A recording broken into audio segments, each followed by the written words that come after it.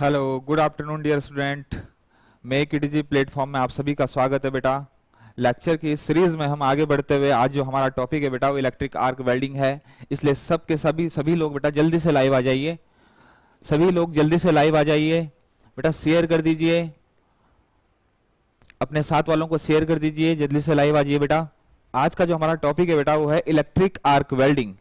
Lecture की इस series का अगला जो टॉपिक है आज बहुत इंपॉर्टेंट टॉपिक है बेटा। बहुत काफी क्वेश्चंस बनते हैं बेटा। ये हमारा आज है इलेक्ट्रिक आर्क वेल्डिंग। बलराम सरकार गुड आफ्टरनून। बलराम सरकार गुड आफ्टरनून। दीपांशु धाका सर टेक केयर। बिल्कुल बिल्कुल बेटा। कुलदीप लहरी गुड आफ्टरनून सर। जल्दी आइए सर। क्लास क्यों नहीं लिया आपने? कर बेटा कल बेटा संडे था। कुलदीप लहरी कल संडे था बेटा। Nitish Kumar Verma hi hello. दीपांशु ढाका बिल्कुल बेटा। जल्दी से बेटा लाइव आ जाइए। जल्दी से लाइव आ जाइए। शेयर कर दीजिए बेटा, प्लीज शेयर कर दीजिए ताकि सारे के सारे बेटा लाइव आ जाएं जल्दी। गणेश प्रकाश गुड आफ्टरनून। जल्दी से बेटा लाइव आ जाइए, फिर शुरू करते हैं हम। ठीक है बेटा, शुरू करते हैं। हम नेक्स्ट टॉपिक जो हमारा बेटा वो है electric arc welding. Arc welding, electric arc welding बेटा हम पहले ही पढ़ चुके हैं। आर्क वेल्डिंग हम पहले ही पढ़ चुके हैं। इसमें जो मेन जो रोल होता है आपका वो क्या होता है? आपका हीट सोर्स का। तो इलेक्ट्रिक आर्क अगर मैं बोल रहा हूं बेटा इलेक्ट्रिक आर्क वेल्डिंग, तो सबसे पहली बात जो इलेक्ट्रिक आर्क वेल्डिंग में अगर एक बन के आती है यहां पर कि आपका जो हीट सोर्स होगा यहां पर इलेक्ट्रिक आर्क वेल्डिंग में बेटा हीट सोर्स होगा आपका। हीट सोर्स वो क्या होगा आपका? वो होगा आपका इलेक्ट्रिक आर्क। वो होगा आपका electric arc. Electric arc, electric arc welding में बेटा जो हीट उष्मा का जो स्रोत होगा मेरा वो होगा इलेक्ट्रिक आर्क। एक चीज हमारी क्लियर हो जानी चाहिए जैसे ही अगर मैं बोलता हूं इलेक्ट्रिक आर्क वेल्डिंग। बेटा इलेक्ट्रिक आर्क जो वेल्डिंग होती है आपकी, इलेक्ट्रिक आर्क जो वेल्डिंग होती है आपकी दो टाइप की होती है। जनरली जो होती है आपकी वो क्या होती है? आपकी दो टाइप की इलेक्ट्रिक आर्क वेल्डिंग होती है बेटा। एक होती है आप एसी और एक होती है आपकी डीसी। एक होती है आपकी एसी और एक होती है आपकी डीसी। अल्टरनेटिंग करंट और डायरेक्ट करंट। मतलब जो आपका स्रोत है, इलेक्ट्रिसिटी का जो स्रोत है वो आपका, अगर जो आपका पावर सोर्स है वो आपका एसी है या डीसी। अगर आपका पावर सोर्स बेटा अगर एसी है तो उसको बोलूंगा मैं एसी वेल्डिंग। अगर आपका पावर सोर्स जो है वो डीसी है, डायरेक्ट करंट है, तो मैं उसको बोलूंगा direct current welding, DC welding. इतनी बात मेरी क्लियर होगी बेटा। अब इलेक्ट्रिक आर्क वेल्डिंग का बेटा आप सामने जो है आपकी स्कीमेटिक डायग्राम देख रहे होंगे। आप मेरी स्क्रीन पे बेटा आप देख रहे होंगे इलेक्ट्रिक आर्क वेल्डिंग का अपना स्कीमेटिक डायग्राम देख रहे होंगे। इसमें क्या क्या चीजें बेटा देखो, सबसे पहले जो जरूरत पड़ेगी मेरे को हीट सोर्स की जरूरत पड़ेगी। और मैं आपको बता चुका हूं कि हीट सोर्स इसमें हीट सोर्स क्या होगा? या तो एसी होगा। ये क्या बेटा? ये आपका पावर सोर्स। ये आपका क्या है? पावर सोर्स, जहां से आपको पावर मिल रही है, पावर सोर्स। ये बेटा एसी भी हो सकता है और डीसी भी हो सकता है। ये मैं आपको पहले क्लियर कर चुका हूं। और इसीलिए हमारी जो इलेक्ट्रिक आर्क वेल्डिंग होती है वो दो टाइप की होती है आपकी। एक होती है आपकी एसी और एक होता है आपका डीसी। अब बेटा ये जो पावर सोर्स है इससे जो एक वेल्डिंग केबल है वो कनेक्ट है आपका इलेक्ट्रोड होल्डर से, और दूसरी जो वेल्डिंग केबल है बेटा वो कनेक्ट है आपकी वर्कपीस से। ये क्या है बेटा मेरा? ये है आपकी वेल्डिंग केबल। ये कनेक्ट है आपका पावर सोर्स से, एक पावर सोर्स से आपका इलेक्ट्रोड होल्डर पे, और एक टर्मिनल जो कनेक्ट है आपका एक वर्कपीस पे। अब बेटा पॉजिटिव टर्मिनल है या नेगेटिव टर्मिनल है ये भी हम डिस्कस करेंगे, क्योंकि यहीं पर बहुत इंपॉर्टेंट क्वेश्चन बनता है। यहां पर जो है आपका बहुत इंपॉर्टेंट बेटा क्वेश्चन बनता है।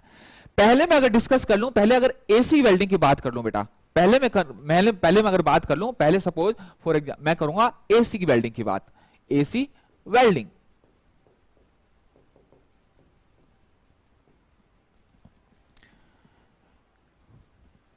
डीआरडीओ के लिए बेटा बिल्कुल जल्दी से कोर्स लॉन्च होने वाला है बेटा। डीआरडीओ के लिए जल्दी से कोर्स लॉन्च होने वाला है।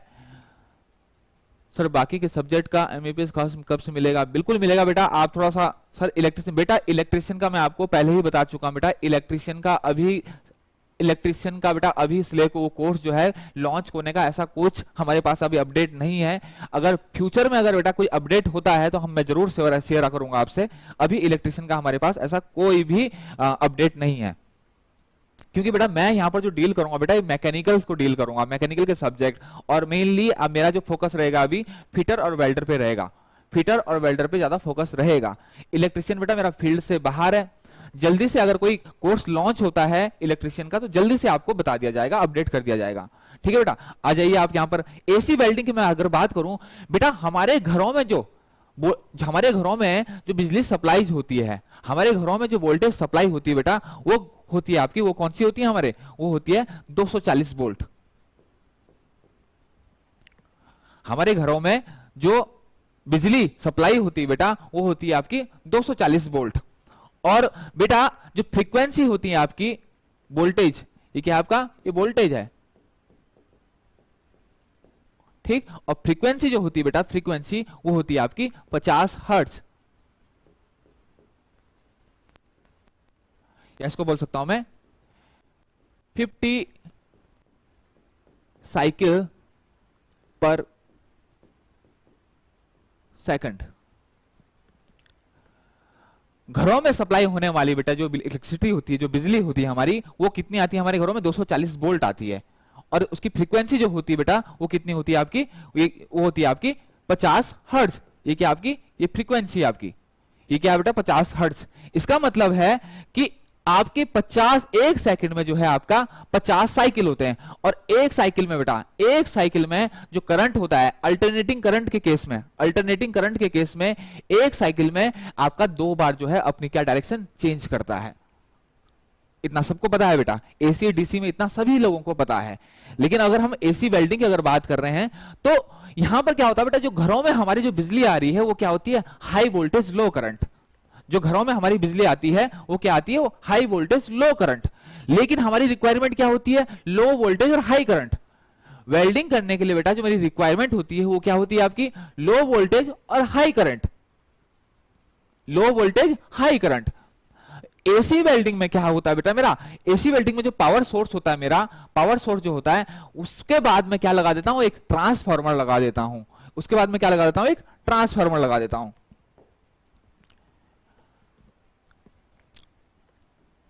एसी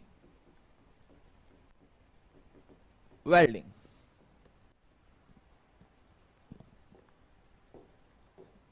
एसी वेल्डिंग में क्या क्या यूज होता है बेटा, मेरा ट्रांसफार्मर यूज होता है, ट्रांसफार्मर यूज होता है। बहुत इंपॉर्टेंट पॉइंट है बेटा ट्रांसफार्मर। और ट्रांसफार्मर क्या कौन सा वाला होता है बेटा, स्टेप डाउन, स्टेप डाउन, इसको बोलते हैं बेटा स्टेप डाउन।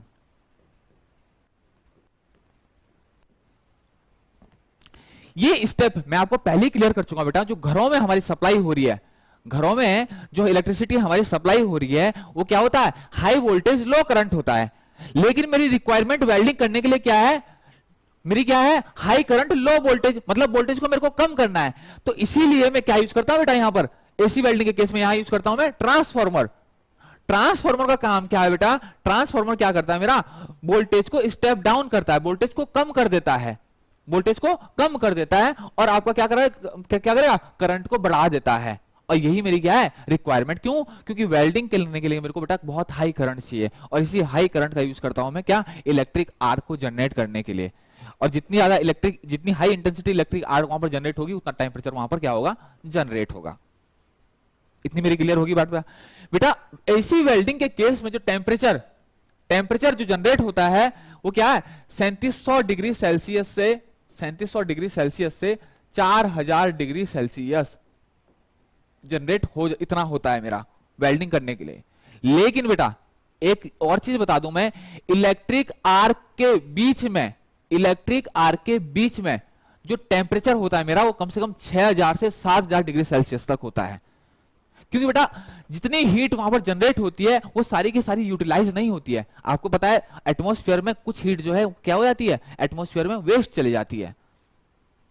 और बची हुई हीट भी क्या करता हूं मैं, यूज करता हूं। तो इसलिए जो सेंटर में, इलेक्ट्रिक आर्क के सेंटर में, जो इलेक्ट्रिक आर्क के सेंटर में, इलेक्ट्रिक आर्क के सेंटर में इलेक्ट्रिक आर्क के सेंटर में, आर्क के सेंटर में तापमान लगभग 6000 डिग्री सेल्सियस से 7000 डिग्री सेल्सियस तक होता है। इतनी बात मेरी क्लियर होगी बेटा। हम कहां पर थे? हम ट्रांसफार्मर थे। ट्रांसफार्मर में जो हम ट्रांसफार्मर यूज करते हैं बेटा, वो कौन सा करते हैं? Step down. मतलब ये क्या करता है? ये क्या करता है? ये क्या करता है बेटा? वोल्टेज को डाउन कर देता है, वोल्टेज को डाउन कर देता है, और क्या करता है? करंट को बढ़ा देता है।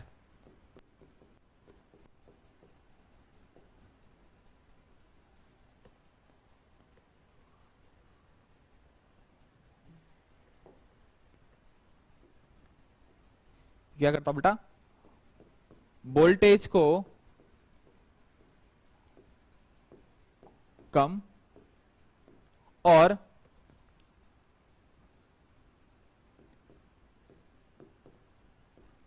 करंट को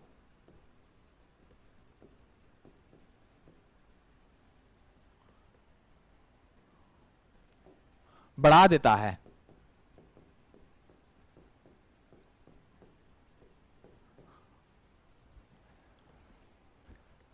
वोल्टेज यहां पर जो मिलता है बेटा मेरे को, वो 20 से 40 वोल्ट, 20 से 40 वोल्ट सफिशिएंट होता है इलेक्ट्रिक आर को मेंटेन रखने के लिए, इलेक्ट्रिक आर को जनरेट करने के लिए, इलेक्ट्रिक आर को वहां पर मेंटेन करने के लिए जो वोल्टेज होता है मेरा, वो 20 से 40 सफिशिएंट होता है। और घर में मेरे कितना आ रहा था बेटा? घर में आ रहा था मेरा 240 वोल्ट। तो इसने कहीं ना कहीं क्या किया? आपने वोल्टेज को डाउन किया। ठीक। और करंट जो होता है बेटा मेरा, करंट होगा आपका 100 बोल 50 होते जनरली 150 एम्पियर से क्या होता है आपका? 1000 एम्पियर। ये क्वेश्चन पूछा जा सकता है बेटा, ये क्वेश्चन पूछा जाता है, ये क्वेश्चन पूछा जाता है, ये क्वेश्चन आता है। अब यहां पर बेटा दो चीज होती है, वोल्टेज यहां पर दो टाइप के होते हैं बेटा। जो वोल्टेज होंगे यहाँ पे, यहां पर दो टाइप के होते हैं। एक होता है ओपन सर्किट वोल्टेज और एक होता है शॉर्ट सर्किट वोल्टेज।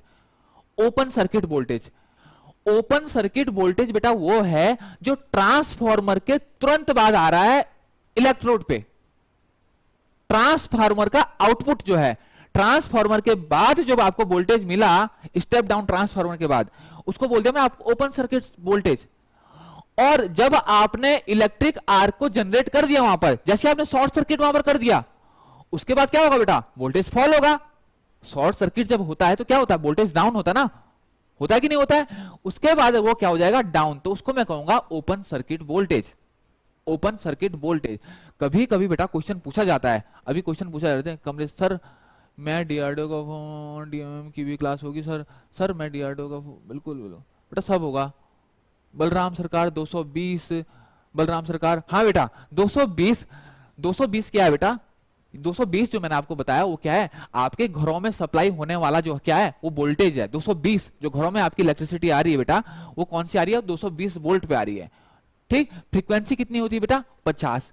एक और एक्स्ट्रा नॉलेज इसके साथ मैं आपको दे दूं बेटा, मैक्सिमम कंट्री, ज्यादातर देशों में जो फॉलो होता है यही होता है। क्या होता है आपका? 220 से 240 वोल्ट और 50 फ्रीक्वेंसी।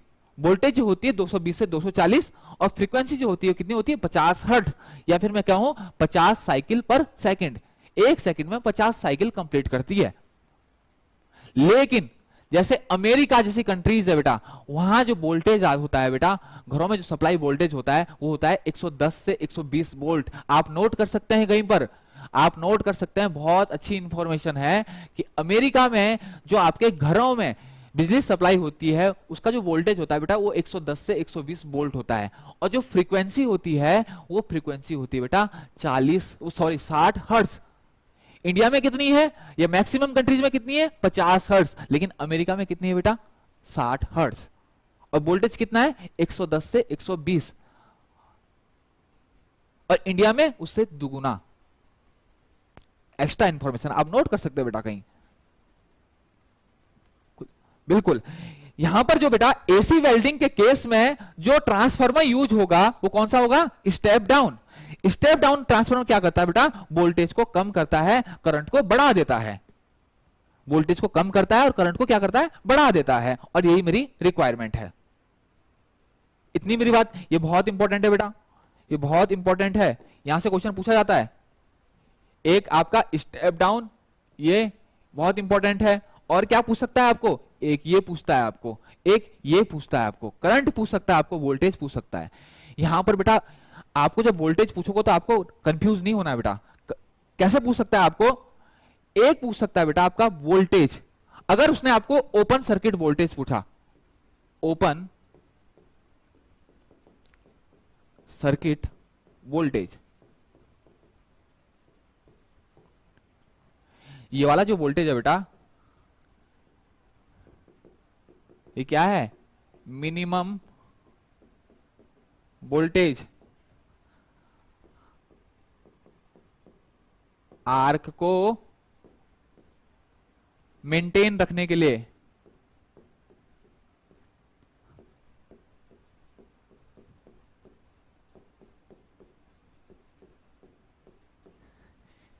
बीस से 40 वोल्ट।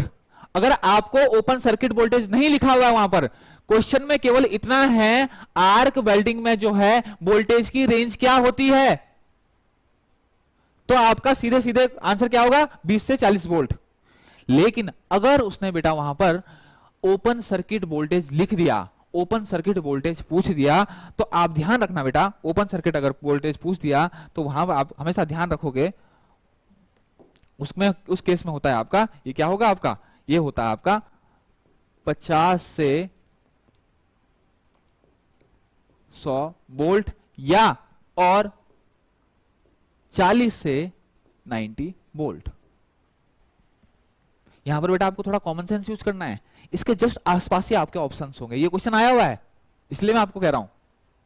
अगर उसने ओपन सर्किट वोल्टेज पूछा है स्पेशल, ओपन सर्किट वोल्टेज का क्या होता है, ओपन सर्किट वोल्टेज बेटा वो वोल्टेज है जब आपने स्पार्क जनरेट नहीं किया है, उससे पहले जो ट्रांसफॉर्मर, उससे पहले बेटा ये देखो यहां पर ये क्या है, यहां पर ये वोल्टेज ड्रॉप हो गया, ये शॉर्ट सर्किट वोल्टेज हो गया। यहां पर क्या होगा, जब भी स्पार्क होता है, शॉर्ट सर्किट होता है, तो वोल्टेज मेरा डाउन होता है।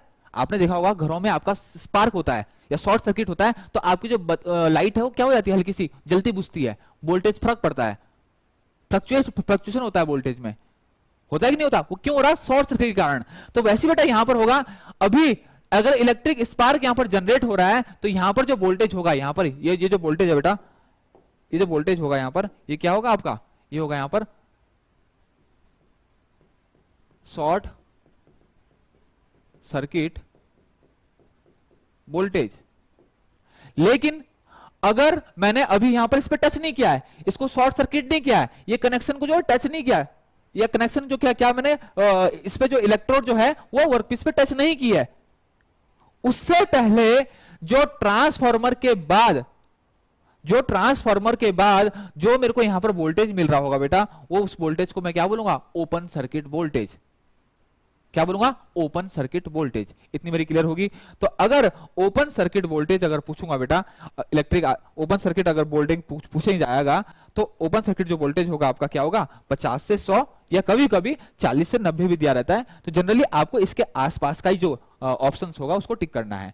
और अगर आपको दिया गया है मिनिमम वोल्टेज आर्क को मेंटेन रखने के लिए, एक आर्क को स्टेबल रखने के लिए, आर्क को जनरेट करने के लिए, देखो शुरुआत में वोल्टेज मेरे को ज्यादा चाहिए होता है बेटा, शुरुआत में मेरे को वोल्टेज ज्यादा चाहिए होता है, लेकिन जब एक बार आर्क जनरेट हो जाती है उसके बाद जो है मेरा वोल्टेज की जो रिक्वायरमेंट होती है वो कम हो जाती है। वो कितनी होती है, 20 से 40 वोल्ट। वो कितनी हो जाती है मेरी, 20 से 40 वोल्ट। वो कितनी हो जाती है मेरी, 20 से 40 वोल्ट। इतनी सफिशिएंट होती है, इससे उसके बाद मेरा इतने से काम चलता है। ये जो वोल्टेज है, इसके बीच में जो वोल्टेज आएगी वो शुरुआती दौर होगा जब मैंने शुरुआत में इलेक्ट्रिक आर्क जनरेट किया। इतनी बात मेरी क्लियर होगी बेटा, इतनी बात क्लियर। अब एक चीज है बेटा, एक चीज और मैं इसमें बताता हूं आपको, इलेक्ट्रिक आर्क वेल्डिंग में और किसमें, एसी में। देखो फ्रीक्वेंसी जो चेंज हो रही है, फ्रीक्वेंसी चेंज हो रही है कैसे, फ्रीक्वेंसी कैसे हो रही है, 50 साइकिल पर हर्ट्ज। और एक साइकिल में एक साइकिल में बेटा, एक साइकिल में करंट जो है 2 बार डायरेक्शन चेंज कर रहा है। ये कंप्लीट पूरी साइकिल है, वन साइकिल यही तो होता है आपका। एसी करंट ऐसी मूव करता है, साइन वेव जो है आपकी ऐसे मूव करती है, किसमें? एसी करंट में। तो एसी करंट में ये देखो बेटा, ये पॉजिटिव, ये क्या है आपका? नेगेटिव। एक साइकिल में 2 बार करंट अपनी डायरेक्शन चेंज कर रहा है, तो 50 साइकिल में कितने बार चेंज करेगा? 100 बार। तो इसका मतलब एक सेकंड में अल्टरनेटिंग करंट 1 सेकंड में 100 बार अपनी डायरेक्शन चेंज करता है। इसका पता क्या इसका मतलब समझ रहे हो? इसका मतलब क्या है? सपोज ये पॉजिटिव है, ये नेगेटिव है, इसमें डायरेक्शन का कोई फर्क नहीं पड़ेगा। किसके? इसमें एसी वेल्डिंग में क्या होगा? आपको सबको पता है बेटा, इलेक्ट्रॉन जो फ्लो करते हैं किधर से किधर वो करते हैं? नेगेटिव टू पॉजिटिव करेंगे, नेगेटिव से करेंगे आपके पॉजिटिव की तरफ। लेकिन इसमें क्या होगा आपका? 50% जो हीट है आपकी जनरेट होगी पॉजिटिव टर्मिनल पे, ठीक, और 50% जो हीट होगी आपके किस वाले पे? आपके नेगेटिव वाले पे। तो यहां पर जो है आपका पोलैरिटी इफेक्ट काम नहीं करता है। आप कोई सा देखो, बहुत आसान तरीके से अगर मैं समझाऊं कि आपकी जो वेल्डिंग केबल है, आपकी वेल्डिंग केबल आप चाहे नेगेटिव में जोड़ दो, चाहे पॉजिटिव में जोड़ दो, चाहे ये वाली पॉजिटिव में जोड़ दो या ये वाली नेगेटिव में जोड़ दे, कोई फर्क नहीं पड़ेगा। क्यों? क्योंकि डायरेक्शन करंट जो है ऑटोमेटिकली डायरेक्शन क्या कर रहा है? चेंज कर रहा है, ऑटोमेटिकली चेंज कर रहा है। लेकिन डीसी में क्या होता है? डीसी करंट में क्या होता है बेटा? एक ही डायरेक्शन में करंट जो है आपका फ्लो होता है। जो करंट जो फ्लो होता है आपका वो क्या होता है? केवल एक डायरेक्शन में फ्लो होता है। लेकिन एसी में क्या? ऑटोमेटिक डायरेक्शन चेंज हो रही है, ठीक। तो इसका मतलब जो आपकी हीट जनरेट होगी बेटा एसी के केस में, एसी वेल्डिंग में, देखो कहां गया, एसी वेल्डिंग के केस में, एसी वेल्डिंग के केस में जो आपकी हीट जनरेट होगी बेटा,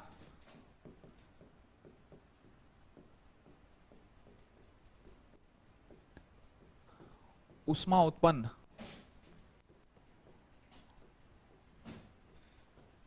वो क्या होगी?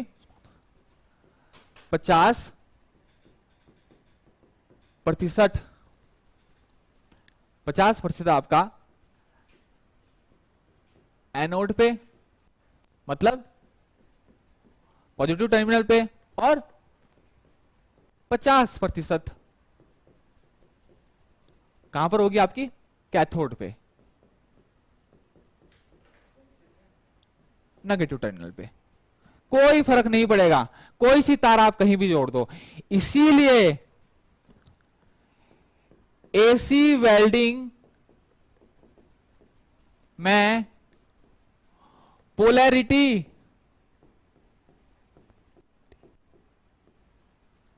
का प्रभाव नहीं होता है।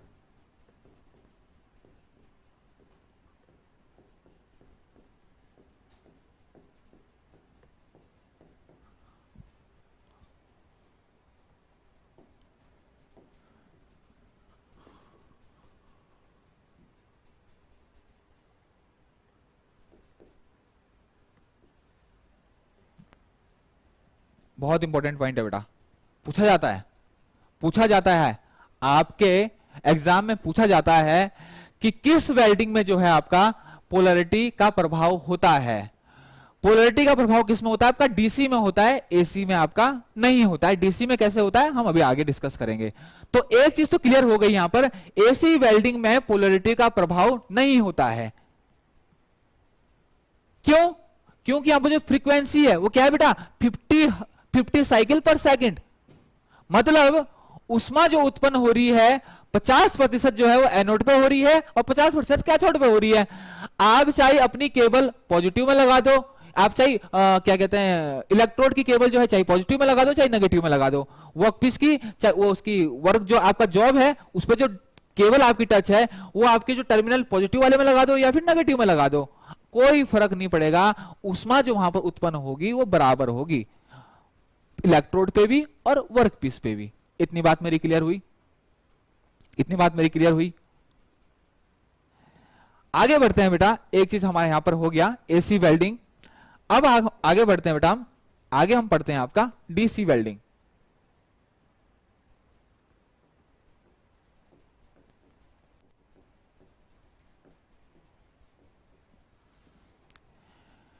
डीसी वेल्डिंग क्या होता है बेटा? यहां पर आपका जो स्रोत पावर सोर्स जो है वो क्या है आपका डायरेक्ट करंट। आपको वेल्डिंग करने के लिए डायरेक्ट करंट की जरूरत पड़ती है, या ये वेल्डिंग हम वहां पर यूज करते हैं बेटा जहां पर एसी उपलब्ध नहीं हो सकती, वहां पर हम ये वेल्डिंग यूज करते हैं। अब यहां पर जो पावर सोर्स है वो क्या क्या हो सकते हैं? आपके जनरेटर हो सकते हैं बेटा। पावर सोर्स जो है यहां पर क्या क्या हो सकता है? पावर सोर्स यहां पर क्या क्या हो सकता है बेटा? ये हो सकता है आपका जनरेटर, सबने देखे हैं जनरेटर, जेनसेट भी कहते हैं इसको।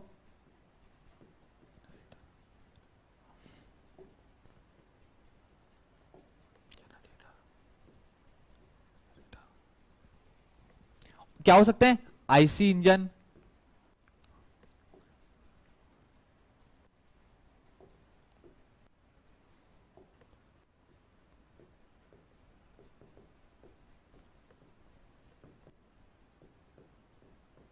और क्या हो सकता है?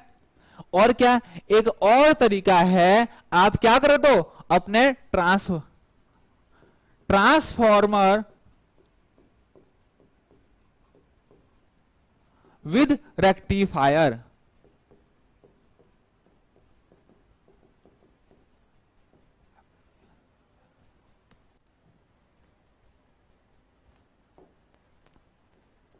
मतलब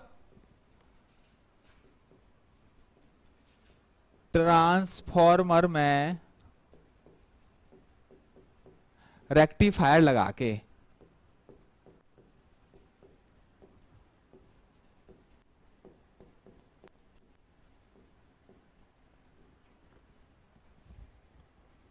ये कुछ मेथड है बेटा।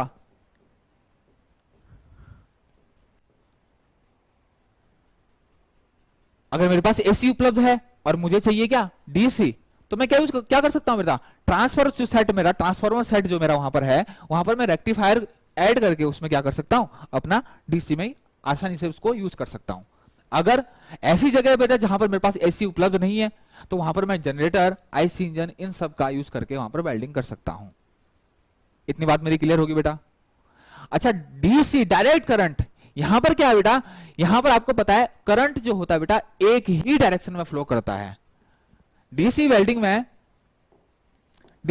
जो बेटा करंट है वो एक ही डायरेक्शन में फ्लो करता है। डीसी वेल्डिंग बोलूं मैं इसको, डीसी बोल दूं डायरेक्ट करंट,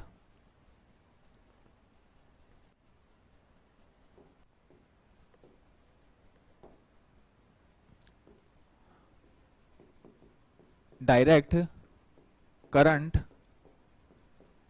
एक ही डायरेक्शन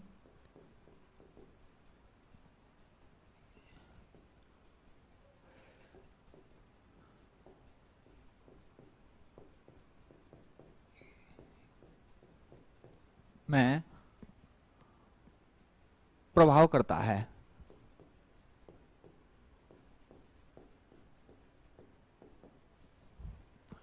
डीसी वेल्डिंग में जो करंट फ्लो करता है मेरा, वो एक ही डायरेक्शन में फ्लो करता है बेटा। एक ही डायरेक्शन में क्या करता है मेरा? फ्लो करता है। और इलेक्ट्रॉन का फ्लो जो हमेशा कैसा होता है? इलेक्ट्रॉन का जो फ्लो होता है बेटा वो क्या होगा आपका?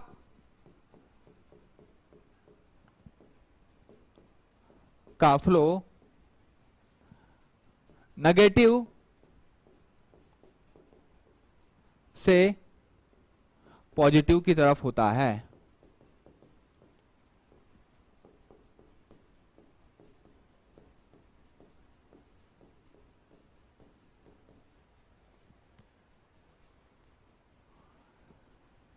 एक ही डायरेक्शन में करंट फ्लो हो रहा है बेटा, इसीलिए डीसी केस में, डीसी वेल्डिंग के केस में बेटा, डीसी वेल्डिंग के केस में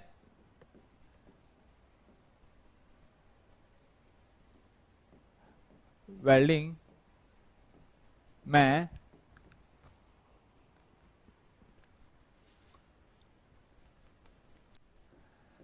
70% ऊष्मा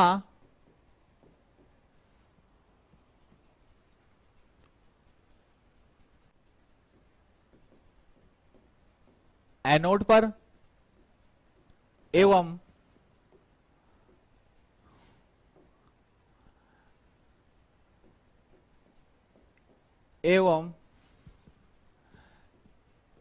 30% ऊष्मा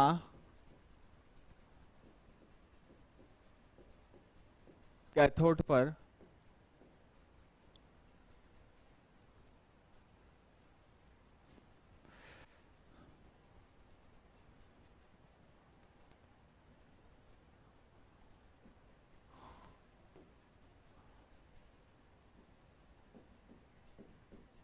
जनरेट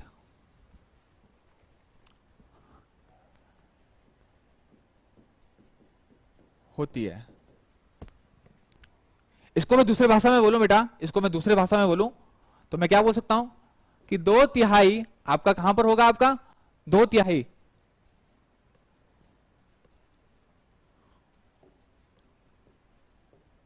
हीट ये कहां पर होगी आपकी एनोड पे, और 1/3 आपका कहां पर होगा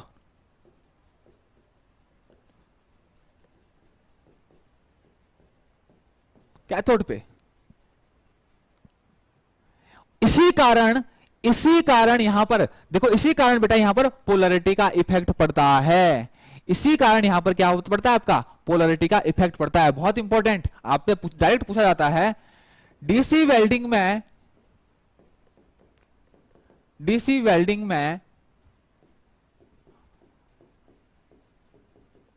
पोलैरिटी का मतलब आप समझ रहे हैं ना, नेगेटिव और पॉजिटिव। अपनी तार को नेगेटिव टर्मिनल पे जोड़ूं या पॉजिटिव पे जोड़ूं, एसी के केस में कोई फर्क नहीं पड़ रहा था, चाहे मैं पॉजिटिव में जोड़ूं चाहे नेगेटिव में जोड़ूं, बराबर हीट मेरी क्या हो रही थी, जनरेट हो रही थी। कहां पर, जहां पर मैं वेल्डिंग कर रहा हूं, जहां पर इलेक्ट्रोड मेरा वर्कपीस पे टच हो रहा है। लेकिन डायरेक्ट करंट के केस में बेटा यहां पर फर्क पड़ेगा।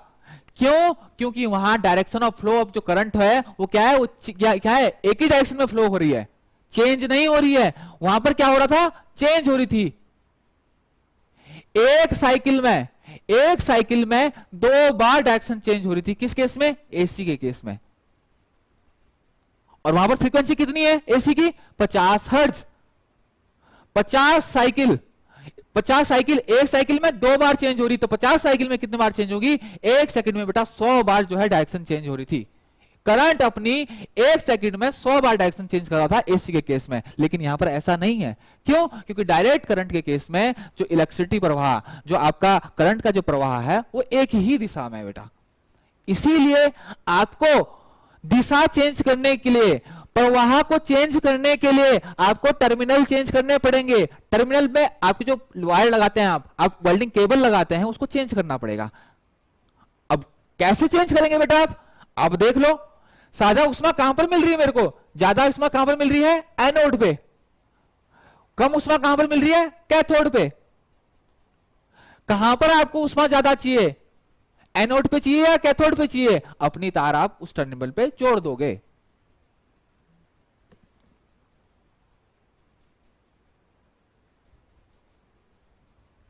इतनी बात क्लियर होगी बेटा, इतनी बात क्लियर होगी बेटा।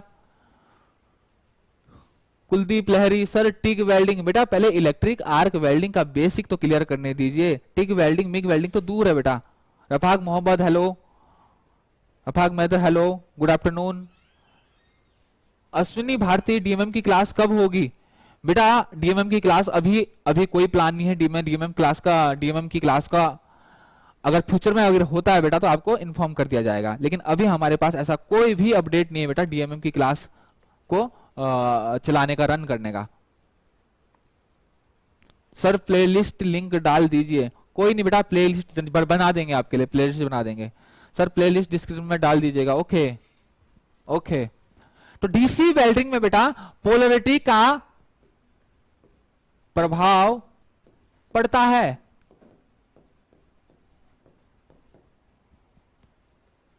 डीसी वेल्डिंग में पोलरिटी का प्रभाव पड़ता है। कैसे? ठीक,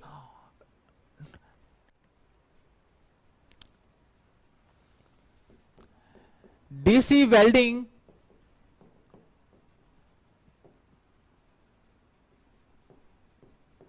दो प्रकार की होती है।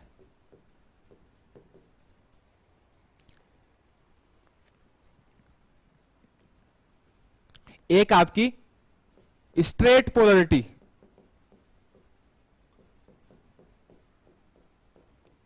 इसको बेटा मैं डिस्कस करूंगा अभी। एक होती है आपकी रिवर्स पोलरिटी।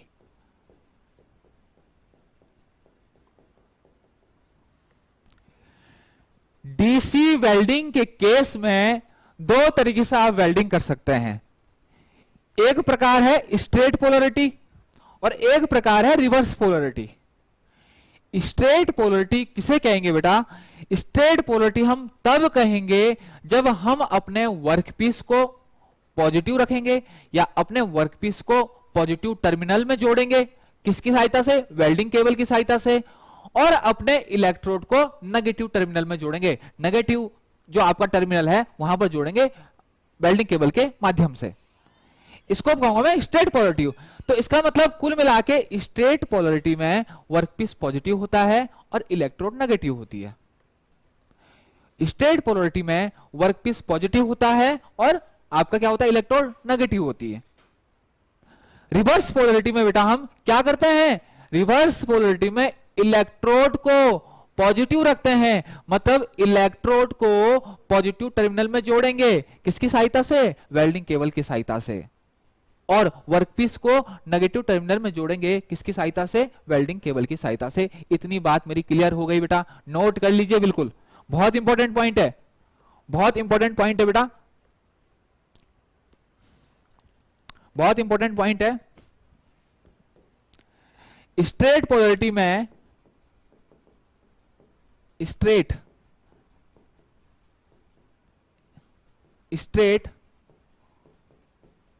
पोलरिटी में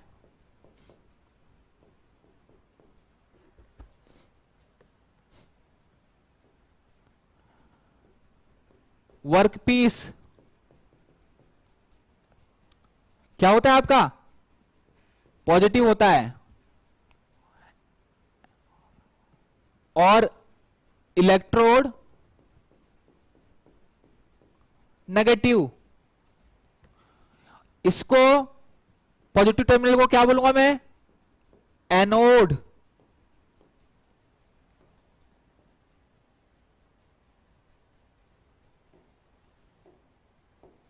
इसको क्या बोलूंगा बेटा मैं?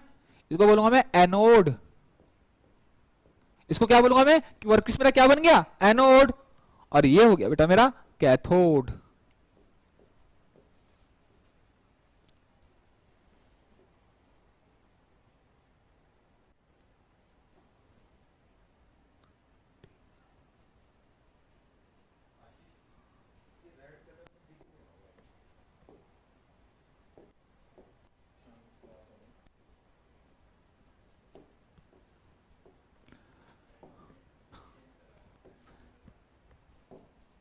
यहां से दो चीज क्लियर हो गई बेटा मेरे।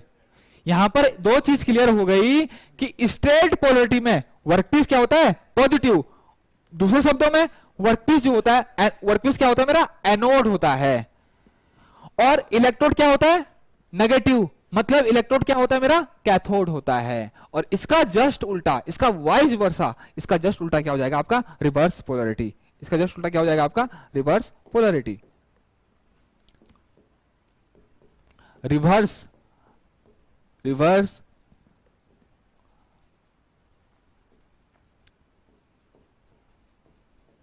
Reverse polarity.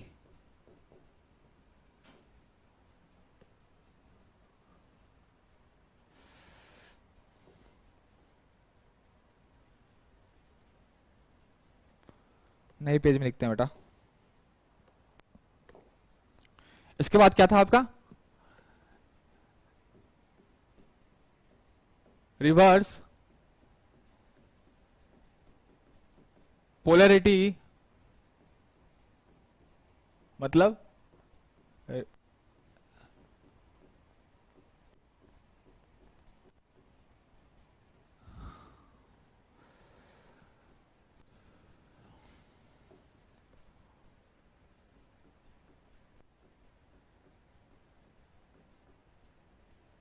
रिवर्स पोलैरिटी में इलेक्ट्रोड, वहां पर बेटा पॉजिटिव क्या था, वहां पर जॉब था, यहां पर क्या होगा आपका, इलेक्ट्रोड क्या हो जाएगा आपका, पॉजिटिव, मतलब एनोड, और वर्कपीस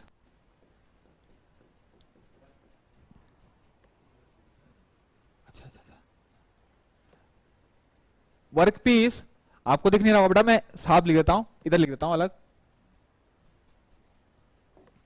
मैं इलेक्ट्रोड क्या होता है आपका, इलेक्ट्रोड ये होता है बेटा आपका पॉजिटिव, मतलब एनोड, और वर्कपीस क्या होता है आपका,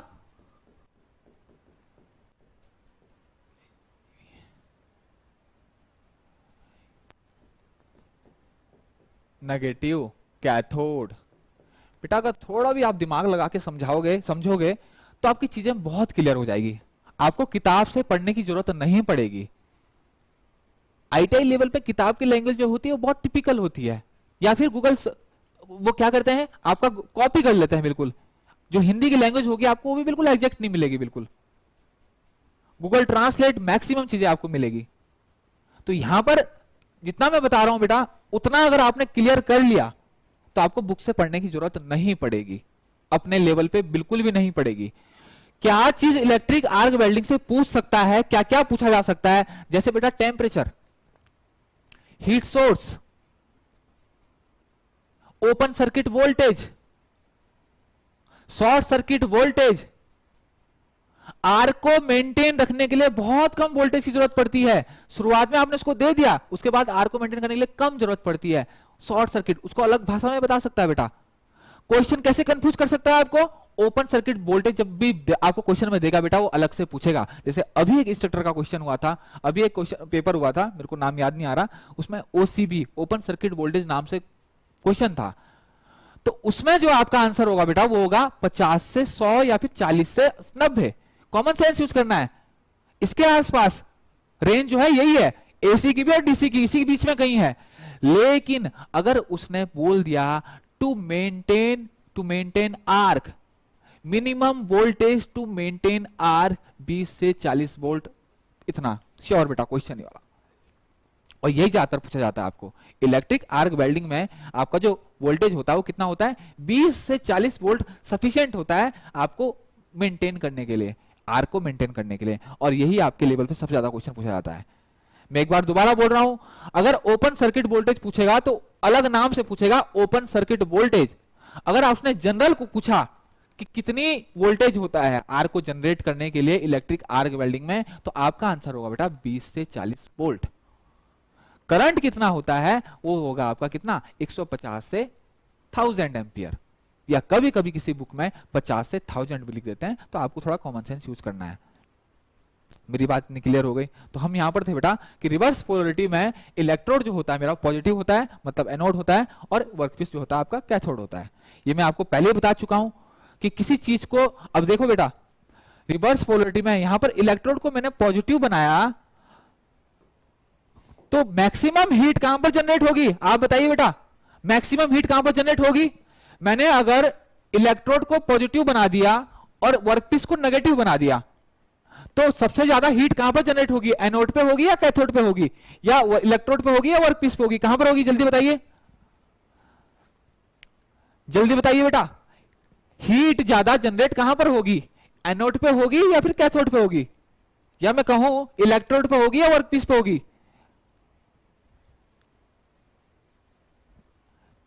बेटा मैं आपको अभी क्लियर कर चुका हूं, अभी आपको बता चुका हूं, डीसी वेल्डिंग के केस में जो इलेक्ट्रिक करंट का प्रभाव जो होता है बेटा वो एक ही दिशा में होता है। क्या होता है? एक ही दिशा में होता है। लेकिन एसी के केस में क्या था, वहां पर अपनी दिशा वो चेंज कर रहा है, अपनी डायरेक्शन चेंज कर रहा है, एक साइकिल में 2 बार चेंज कर रहा है। लेकिन यहां पर क्या है, एक ही दिशा में फ्लो कर रहा है। तो मैं आपको पहले ही बता चुका हूं कि डीसी वेल्डिंग में, मैं पहले आपको बता चुका हूं कि डीसी वेल्डिंग में 2/3 हीट जो जनरेट होगी वो कहां पर होगी? एनोड पे। और 1/3 जो हीट आपकी जनरेट होगी वो कहां होगी? कैथोड पे।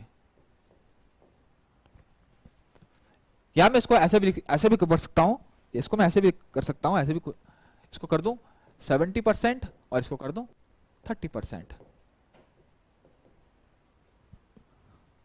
तो मैक्सिमम जो हीट होगी आपकी कहां पर होगी? एनोड पे। अब यहां पर कहां होगा बेटा? रिवर्स पोलरिटी में आपकी जो मैक्सिमम हीट होगी कहां पर जनरेट होगी? इलेक्ट्रोड पे। बिल्कुल सही बेटा। कुलदीप लहरी सर इलेक्ट्रोड पे होगी, बिल्कुल सही। कुलदीप लहरी, प्रवीण पवार इलेक्ट्रोड, बिल्कुल सही बेटा। क्लियर हो गया? क्लियर हो गया? ये चीज आपको ध्यान रखना है। डीसी वेल्डिंग में तो 2/3 जो हीट होती है आपकी वो एनोड पे होती है, मतलब 70% के आसपास, और 1/3 हीट जो होती है वो कैथोड में जनरेट होती है। इलेक्ट्रोड अगर पॉजिटिव है, इलेक्ट्रोड एनोड है, एनोड का मतलब इस पे ज्यादा हीट होगी। ठीक, अब ये डिपेंड करेगा कि मुझको कहां पर हीट ज्यादा चाहिए, ये हम आगे डिस्कस करेंगे अभी। ठीक, अच्छा बेटा इनको अलग अलग नामों से भी जानते हैं, इनको अलग अलग नामों से भी जानते हैं।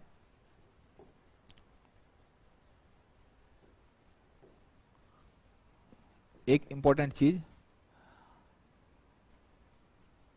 DC electrode positive, DC electrode negative. पूछ लिया जाता है बेटा, कंफ्यूज करने के लिए पूछ जाता है। डीसी इलेक्ट्रोड पॉजिटिव मतलब डीसी इलेक्ट्रोड पॉजिटिव मतलब reverse polarity, reverse polarity. DC electrode negative मतलब स्ट्रेट पोलरिटी। भाई डीसी करंट में इलेक्ट्रोड नेगेटिव होती थी, डीसी करंट में जहां पर इलेक्ट्रोड नेगेटिव होती थी वो कौन सी पोलरिटी होती थी आपकी? स्ट्रेट।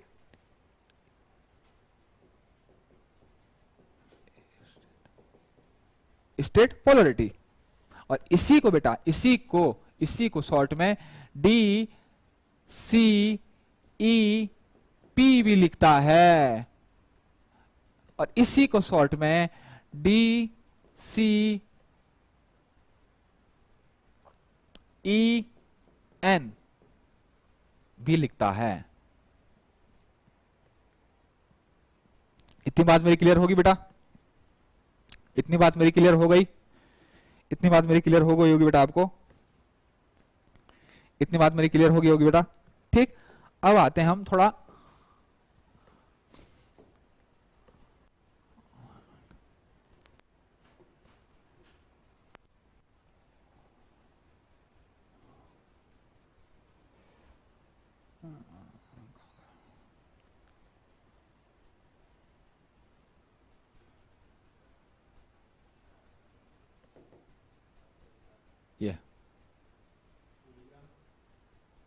ये देखिए बेटा, ये देखिए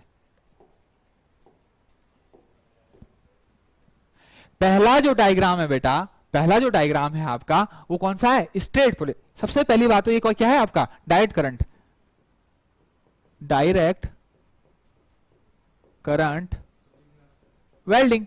क्यों? क्योंकि पोलरिटी जो इफेक्ट होगा वो केवल डीसी वेल्डिंग में होगा। मैं एक बार दोबारा बोल रहा हूं बेटा, पोलरिटी का इफेक्ट डीसी वेल्डिंग में ही होगा, डीसी करंट में ही होता है। पोलरिटी का इफेक्ट एसी में नहीं होता है, एसी में पोलरिटी का इफेक्ट नहीं होता है। यहीं से बेटा एक क्वेश्चन पूछ लिया जाता है, यहीं से एक क्वेश्चन पूछ लिया जाता है, बहुत इंपॉर्टेंट है, यहीं से आपके एमसीक्यू बनते हैं। ठीक है बेटा, डायरेक्ट करंट वेल्डिंग, और डायरेक्ट करंट वेल्डिंग मैंने बताया दो तरीके से हम कर सकते हैं, एक स्ट्रेट पोलैरिटी, एक रिवर्स पोलैरिटी। अब ये बताओ मेरा बेटा, ये बताओ कि स्ट्रेट पोलैरिटी है ये मेरा वर्कपीस है, ये मेरा क्या है, इलेक्ट्रोड है। दोनों वेल्डिंग केबल से कनेक्ट है, किससे, पावर सप्लाई से। और जैसे ही दोनों आपस में टच होंगे बेटा, वैसे शॉर्ट सर्किट होगा और इलेक्ट्रिक आर्क जनरेट होगी, और उससे मेरा, उसकी जो हीट होती है उससे मेरी क्या होती है, वेल्डिंग होती है। अब देखो, अगर वर्कपीस को मैंने पॉजिटिव टर्मिनल से जोड़ दिया, ये दो तारे हैं, ये दो तारे हैं, इस तार को मैंने पॉजिटिव वाले पे जोड़ दिया, पॉजिटिव टर्मिनल पे, और इलेक्ट्रोड की जो वेल्डिंग केबल है, ये क्या है आपका, ये वेल्डिंग केबल है बेटा, ये वेल्डिंग केबल है। इसको इलेक्ट्रोड की को मैंने नेगेटिव टर्मिनल से जोड़ दिया, तो इसको मैंने क्या बोल दिया, स्ट्रेट पोलैरिटी। और इसको मैं एक और नाम से बोल सकता हूं बेटा, इसको क्या बोल सकता हूं, इसको क्या बोल सकता हूं, DC electrode negative, direct current electrode negative. इतनी बात मेरी क्लियर होगी। अच्छा, अगर मैंने पोलैरिटी चेंज कर दी, रिवर्स पोलैरिटी इसको बना दी, तो मैंने क्या करा, देखो यहां वर्कपीस पॉजिटिव टर्मिनल पे चेंज था, वो कनेक्ट था, यहां पर मैंने सिंपल क्या कर दिया बेटा, वर्कपीस को नेगेटिव टर्मिनल पे कनेक्ट कर दिया और अपना इलेक्ट्रोड को पॉजिटिव में कनेक्ट कर दिया। हो गई पोलैरिटी चेंज, रिवर्स हो गई।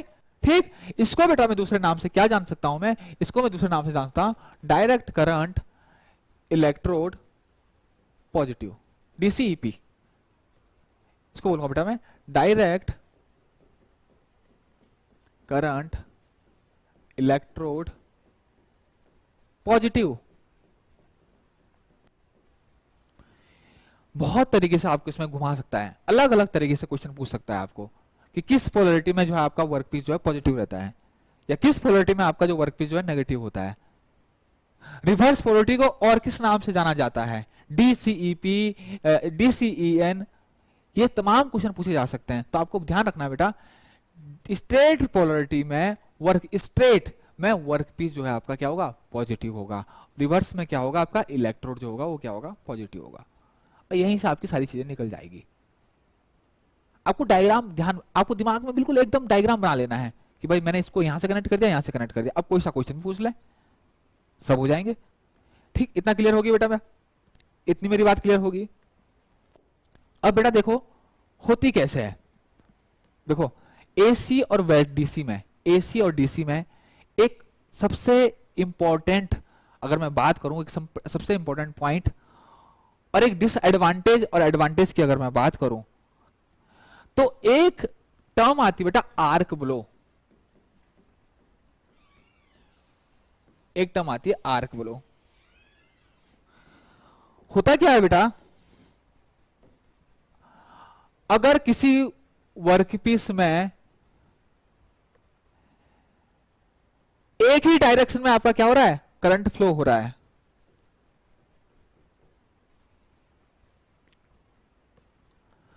तो यहां पर क्या हो जाता है, आपका मैग्नेटिक फील्ड जनरेट हो जाता है। क्या हो जाता है आपका, मैग्नेटिक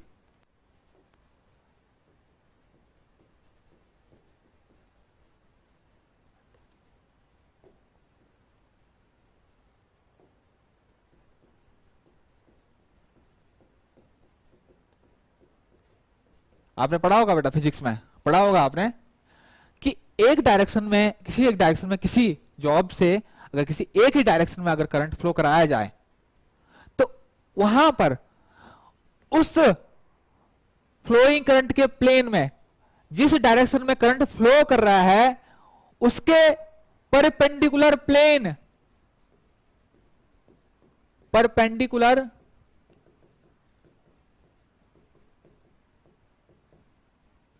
ये क्या है, परपेंडिकुलर, ये क्या है, करंट फ्लोइंग, करंट फ्लोइंग के डायरेक्शन के परपेंडिकुलर प्लेन में क्या जनरेट हो जाता है, मैग्नेटिक फील्ड। और ये क्या बेटा आपकी, ये क्या आपकी, ये मैग्नेटिक फ्लक्स लाइन है।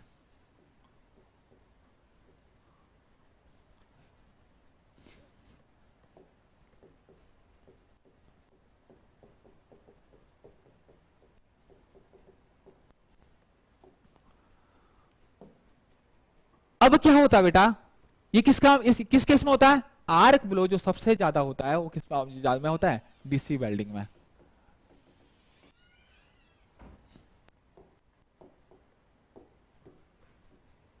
आर्क वेल्डिंग जो होता है किस में होता है? डीसी वेल्डिंग में। क्यों होता है? क्योंकि डीसी वेल्डिंग में जो करंट फ्लो कर रहा है, मैंने अभी बताया बेटा, वो क्या होता है? एक ही डायरेक्शन में फ्लो होता है। इसीलिए आर्क ब्लो की कंडीशन जो आती है वो किसमें आती है? वो आती है डीसी वेल्डिंग में। आर्क ब्लो में क्या होता है बेटा? अब देखो, अब ये समझ लो आप, अब आप ये समझ लो कि ये क्या है आपकी, ये क्या है आपकी, ये क्या है आपकी, ये वेल्डिंग टॉर्च है, ठीक। ये क्या है आपकी? वेल्डिंग टॉर्च है। और ये क्या है आपका? ये जॉब है, ये जॉब है। ये क्या आपकी? इलेक्ट्रोड है। अब जब यहां से क्या होगा बेटा? करंट फ्लो होगा, यहां से करंट फ्लो होगा, ठीक। यहां से जब करंट फ्लो होगा तो करंट फ्लो होने से क्या होता है? यहां पर जो है मैग्नेटिक फील्ड बन जाता है बेटा, मैग्नेटिक फील्ड जनरेट हो जाता है। उस कारण क्या होता है, जो आपकी ये स्पार्क होती है ना, आपकी जो इलेक्ट्रिक आर्क होती है, ये क्या होती है? इलेक्ट्रिक आर्क जो होती है, इलेक्ट्रिक आर्क अपने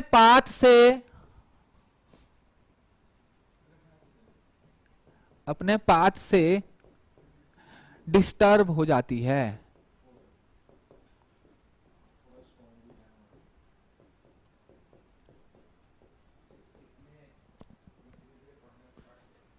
इतनी बात मेरी समझ आई बेटा?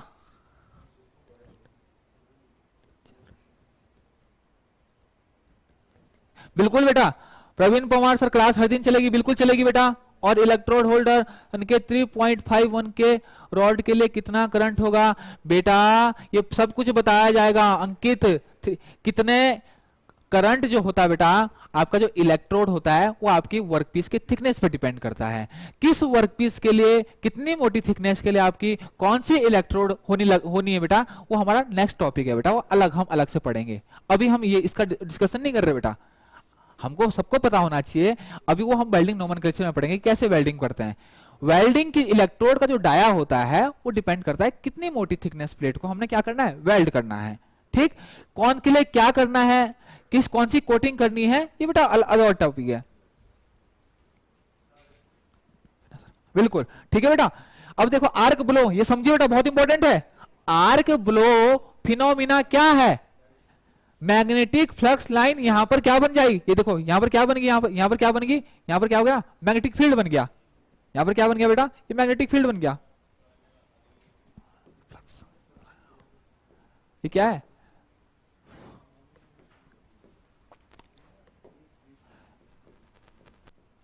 Magnetic flux line. अब जब यहां पर मैग्नेटिक फील्ड बन जाएगा तो मेरी जो आर्क होगी ना बेटा, जो आर्क होगी वो इधर उधर भागेगी, ऐसे भागेगी। सपोज फॉर एग्जांपल ये मेरा इलेक्ट्रोड है, ये मेरा वर्कपीस है, ठीक। ये जानी चाहिए थी ऐसे, ये जानी चाहिए थी ऐसे, लेकिन ये क्या जा रही है? इधर ऐसे ऐसे ऐसे ऐसे जा रही है। मेरी बात क्लियर हुई बेटा? मेरी बात क्लियर होगी? आर्क ब्लो, आर्क यहां क्या लिखा मैंने? अपने पाथ से डिस्टर्ब हो जाती है। अपना पाथ क्या था इसका? ये था। अपने पाथ से डिस्टर्ब हुई, इधर उधर भाग रही है, या तो इधर भागेगी या तो इधर भागेगी। अपने पाथ से, और अपने पाथ से बेटा इधर उधर भागेगी आर्क, तो आपका जो फ्यूजन है वो अच्छी तरीके से हो पाएगा कि नहीं हो पाएगा? और जब फ्यूजन अच्छी तरीके से नहीं हो पाता बेटा, इसी को कहते हैं हम पुअर पेनिट्रेशन। इसी को क्या कहते हैं? एक शब्द में हम कहते हैं पुअर पेनिट्रेशन। पेनिट्रेट अच्छे सही से नहीं हो पा रहा, फ्यूजन जो है अच्छे से नहीं हो पा रहा है, ठीक। अब आर्क ब्लो को रोकने के लिए क्या क्या करते हैं, क्या क्या करेंगे, ये हम अलग अभी डिस्कस करेंगे बेटा, ठीक। पॉइंट टू पॉइंट डिस्कस करेंगे, लेकिन अभी आप इतना समझ लीजिए कि आर्क ब्लो जो होता है क्या होता है, आपका आर्क ब्लो फिनोमिना क्या होता है। और आर्क ब्लो जो होता है जनरली आप किस केस में होता है? आपका डीसी वेल्डिंग के केस में होता है। क्यों होता है? क्योंकि यहां पर जो करंट जो फ्लो हो रहा है बेटा, क्या हो रहा है? एक ही डायरेक्शन में फ्लो कर रहा है। और आपको पता है फिजिक्स में आपने पढ़ा होगा, जब आपका इलेक्ट्रिक करंट जो है किसी एक डायरेक्शन में फ्लो करता है तो उसके परपेंडिकुलर में जो प्लेन होता है उसके चारों ओर क्या हो जाता है? मैग्नेटिक फील्ड बन जाता है। क्लियर हो गया? और एक चीज आर्क ब्लो अगर हम पढ़ ही रहे बेटा, एक चीज और इंपॉर्टेंट चीज मैं इसमें बता देता हूं आपको।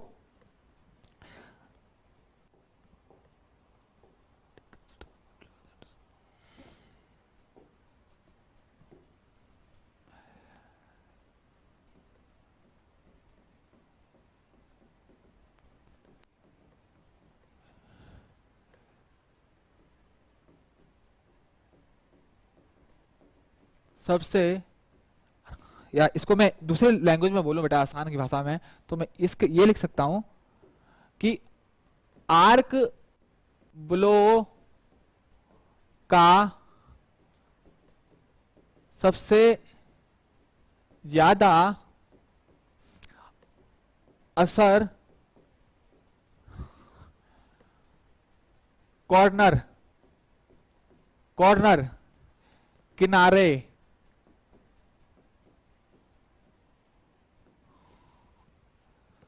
मतलब शुरुआत और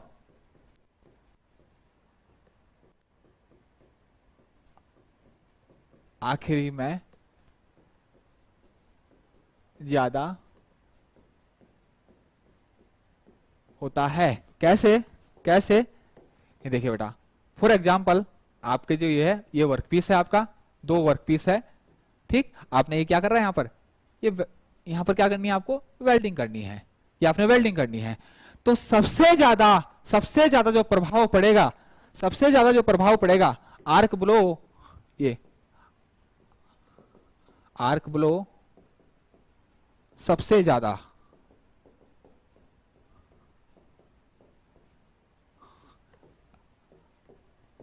आर्क ब्लो जब मैग्नेटिक फ्लक्स लाइन जो है आपकी एयर में आ जाएगी, एयर में आ जाएगी, सबसे ज्यादा कंसंट्रेशन यहीं पर है। यहां पर आर्क, यहां पर भी क्या होगा, इन 2 कॉर्नर पे क्या होगा आपका, आर्क ब्लो सबसे ज्यादा होगी।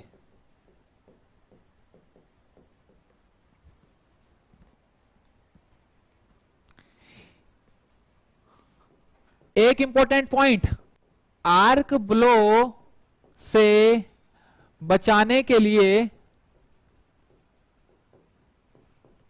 इंपॉर्टेंट पॉइंट बेटा, आर्क ब्लो से बचाने के लिए अपने जॉब के किनारों,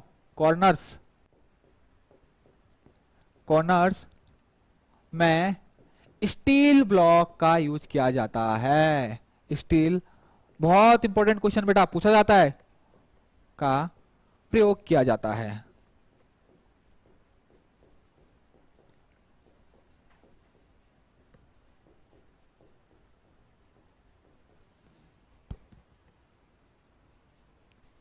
आर्क ब्लो से बचाने के लिए ये मेरा जॉब है। अगर बेटा आर्क ब्लो कम, मैंने बताया सबसे ज्यादा कंसंट्रेशन कहां पर होता है, यहां पर इस वाले पॉइंट पर, इस वाले पॉइंट पे सबसे ज्यादा आर्क ब्लो होता है। तो इसको उससे बचाने के लिए मैं यहां पर क्या करता हूं बेटा, यहां पर करता हूं मैं स्टील ब्लॉक्स यूज करता हूं। 2 स्टील ब्लॉक अगर मैं यहां पर यूज कर दूं तो मैं अपने जॉब को क्या कर सकता हूं, बचा सकता हूं।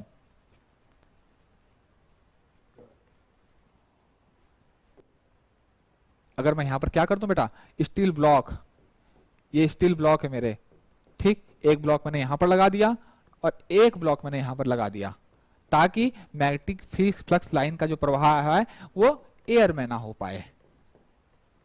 ये देखो, ये क्या है, ये है steel block.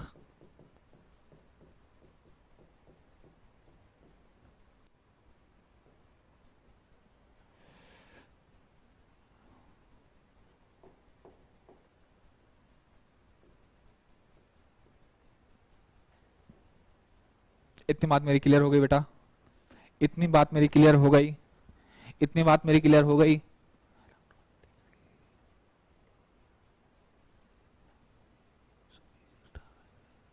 So we use extra material, बिल्कुल सही बेटा। तो थ्योरी बढ़ानी चाहिए क्या, नहीं, ठीक है, बिल्कुल। ये क्या है बेटा, स्टील ब्लॉक्स हमने कॉर्नर्स पे यूज कर दिया, और यही आपके क्वेश्चन बनता है बेटा, यही क्वेश्चन बनता है। सीधे सीधे पूछता है, सीधे सीधे पूछता हो कि अपने कॉर्नर्स को आर्क ब्लो से बचाने के लिए हम किस चीज का प्रयोग करते हैं। ऑप्शन दे देगा आपको, बहुत सारे ऑप्शन दे देगा। स्टील ब्लॉक्स आपके यूज हम करते हैं। इतनी क्लियर होगी। आर्क ब्लो सबसे ज्यादा कहां पर होता है? कॉर्नर्स पे होता है बेटा, किनारों पे, शुरू और आखिरी में। आर्क ब्लो सबसे ज्यादा किस में होता है? डीसी वेल्डिंग में। आर्क ब्लो का जो आर्क ब्लो जो कंडीशन आती है मेरी किस में होती है? डीसी वेल्डिंग में। तो ये छोटे छोटे पॉइंट्स बता आपको पता होने चाहिए। इतनी क्लियर होगी मेरी, ठीक। आज के इस सेशन में बेटा बहुत छोटी छोटी चीजें और बहुत जनरल अवेयरनेस भी हमने देखा कि हमारे घरों में जो वोल्टेज आता है बेटा वो कितना आता है? 220 से 240 वोल्ट आता है। घरों में जो वोल्टेज आता है वो कितना आता है? 220 से 240 वोल्ट। आपको पता होना चाहिए, ठीक। लेकिन ये वोल्टेज वेल्डिंग के लिए बहुत ज्यादा है। हमें वेल्डिंग के लिए क्या चाहिए? कम वोल्टेज चाहिए और हाई करंट चाहिए। इसीलिए मैं यहाँ क्या यूज कर रहा हूं बीच में? ट्रांसफार्मर, स्टेप डाउन, मतलब वोल्टेज को कम कर रहा हूं। मेरी बात क्लियर हुई? करंट जो है मेरे पास जो आ रहा है वो क्या है? कम है और वोल्टेज ज्यादा है। ट्रांसफार्मर का यूज करके मैं क्या कर रहा हूं? वोल्टेज को क्या कर रहा हूं? कम कम कर दे रहा हूं और करंट को बढ़ा दे रहा हूं। इतनी बात मेरी क्लियर होगी। एक चीज मैंने आपको और बताई कि इंडिया में और मैक्सिमम कंट्रीज में जो आपके जो वोल्टेज है यही यूज होती है। फ्रीक्वेंसी भी 50 हर्ट्ज होती है और वोल्टेज जो होती है क्या होती है आपकी? 220 से 240। लेकिन एक बहुत इंपॉर्टेंट चीज, आप जनरल अवेयरनेस से समझ लो, जनरल साइंस का क्वेश्चन पूछ लो या फिर जीके का क्वेश्चन समझ लीजिए इसको। अमेरिका में बेटा जो आपका वोल्टेज घरों में सप्लाई किया जाता है वो कितना होता है आपका? 110 से 120। और जो फ्रीक्वेंसी होती है वो होता है 60 हर्ट्ज। एक नहीं छोटी, तो ऐसी छोटी छोटी चीजें बेटा हमने बहुत सारी चीजें देखी। डीसी वेल्डिंग में क्या होता है बेटा? पोलैरिटी इफेक्ट जो होता है किसमें होता है? वो डीसी वेल्डिंग में होता है, एसी में नहीं होता है। क्यों? क्योंकि वहां पर जो करंट जो है अपनी डायरेक्शन चेंज करता है। एसी करंट क्या करता है? अपनी डायरेक्शन चेंज करता है, एक साइकिल में 2 बार चेंज करता है। लेकिन डीसी करंट में क्या है? यहां पर अपनी करंट जो फ्लो करता है वो एक ही डायरेक्शन में फ्लो करता है। इतनी बात मेरी क्लियर हो गई होगी बेटा, इतनी बात मेरी क्लियर हो गई होगी। अब देखो वेल्डिंग करने का तरीका।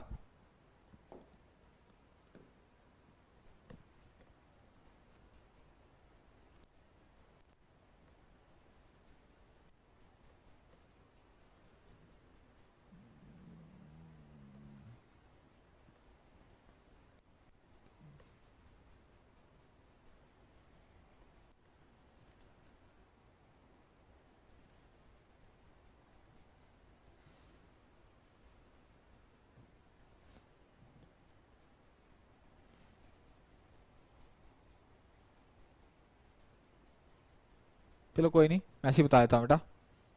देखो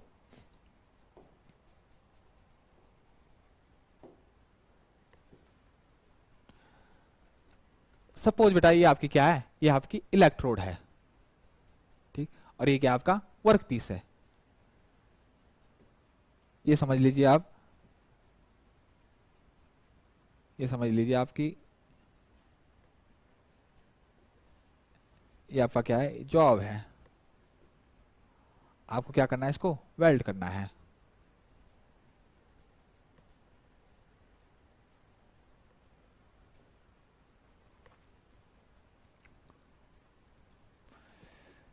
देखो ये क्या आपका? ये पावर सोर्स है,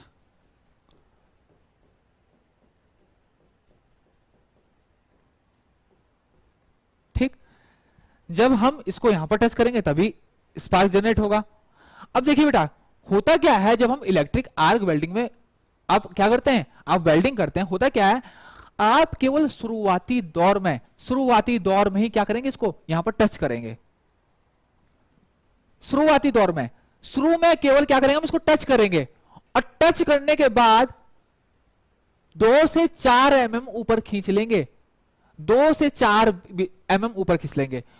क्या हो जाएगा? जैसे हमने टच कर दिया, यहां पर स्पार्क जनरेट हुआ। स्पार्क जनरेट होने के बाद जैसे हमने उसको 2 से 4 mm ऊपर खींचा तो क्या होगा? यहां पर क्या होगा? पोटेंशियल लोड, पोटेंशियल डिफरेंस के कारण क्या हो रहा है? यहां पर जो आपका एयर गैप होगा वो आयोनाइज हो जाएगा। ये वाला जो गैप है ये क्या हो जाएगा आपका? ये हो जाएगा आपका आयोनाइज।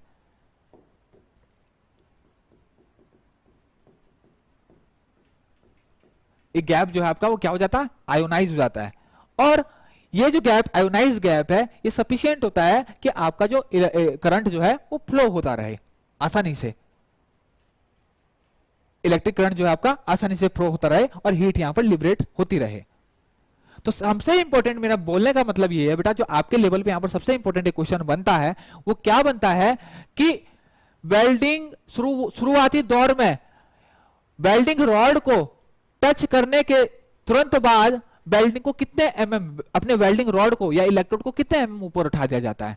तो ये जो उठा दिया जाता है बेटा, ठीक, उसके बाद ये क्या 2 से 4 2 से 4 हम क्या कर देते हैं, अपना जो इलेक्ट्रोड है इसको उठा देते हैं। मेरी बात क्लियर होगी? बोलने का मतलब है केवल हम शुरुआत में स्पार्क जनरेट करने के लिए हम क्या करते हैं, उसको टच करते हैं। जब आपका स्पार्क जनरेट हो जाता है वहां पर बेटा, इलेक्ट्रिक आर्क जनरेट हो जाता है वहां पर, आपका इलेक्ट्रिक आर्क जब वहां पर जनरेट हो जाएगी तो आप क्या करोगे, 2 से 3 अपने इलेक्ट्रोड को ऊपर उठा दोगे। उसके बीच का जो आपका गैप होगा वो आयोनाइज हो जाएगा। लो पोटेंशियल डिफरेंस के कारण आपका क्या हो जाएगा, वहां पर वो गैप जो है आयोनाइज हो जाएगा, और इतना जो आपका जो गैप है वो इलेक्ट्रिक करंट को फ्लो कराने के लिए सफिशिएंट होता है, और आपका क्या होगा, हीट जो वहां पर जनरेट होगी और आप अच्छी तरह से वेल्डिंग कर सकते हैं।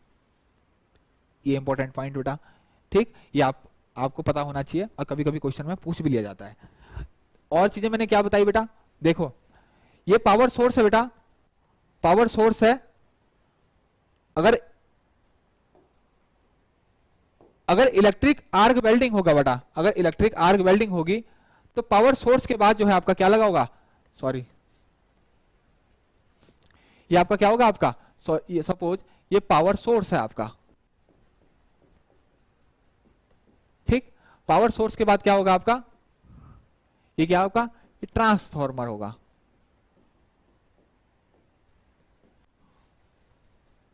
और कौन सा होगा, स्टेप डाउन, ठीक, यहां से कनेक्ट होगा बेटा मेरा क्या, आपका एक टर्मिनल पॉजिटिव या नेगेटिव, कोई फर्क नहीं पड़ेगा बेटा। अगर एसी वेल्डिंग का केस है तो कोई फर्क नहीं पड़ेगा, चाहे आप इस तार को यहां जोड़ दो चाहे इसको यहां जोड़ दो, हीट जो लिबरेट होगी, हीट जो जनरेट होगी बेटा वो बराबर होगी, यहां पर भी और यहां पर भी। किस केस में, एसी के केस में। तो इतनी मेरी बात क्लियर होगी बेटा आज की।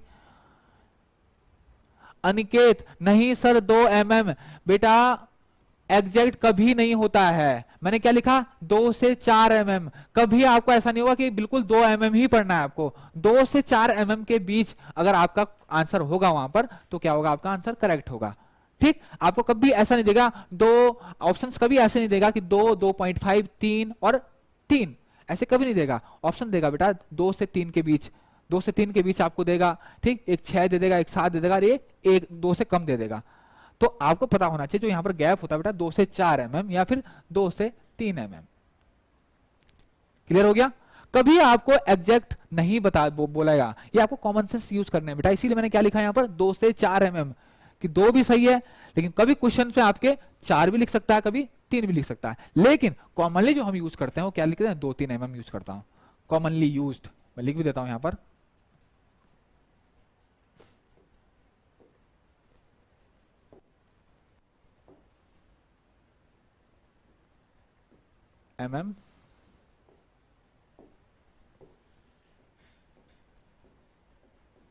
Commonly used.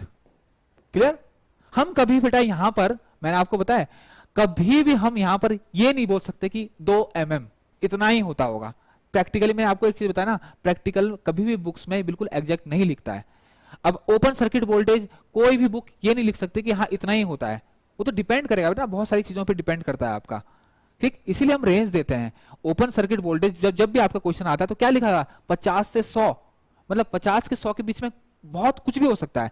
अब इसमें बेटा और डीप जाऊं, अगर मैं और डीप जाऊं तो एसी के लिए जो होता है आपका, एसी के लिए 50 से 60 होता है ओपन सर्किट वोल्टेज, 50 से 60 होता है, और डीसी के लिए क्या होता है, 40-45 होता है।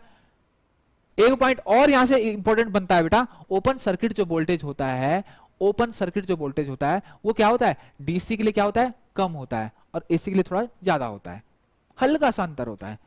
और शॉर्ट सर्किट जो वोल्टेज होता है वो ओपन सर्किट वोल्टेज के आधे से कम होता है।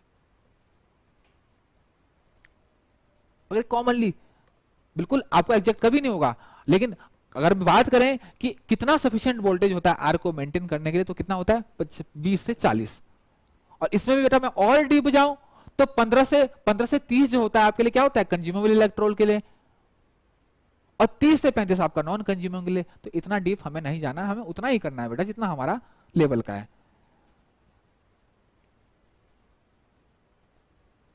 ओके बेटा, आज के लिए काफी है इतना। ठीक, मिलते हैं बेटा कल 3 बजे लाइव होंगे। किसी को कोई प्रॉब्लम बेटा? ठीक है बेटा, कल मिलते हैं इसी टाइम 3 बजे कल। तब तक के लिए बेटा ओके बाय।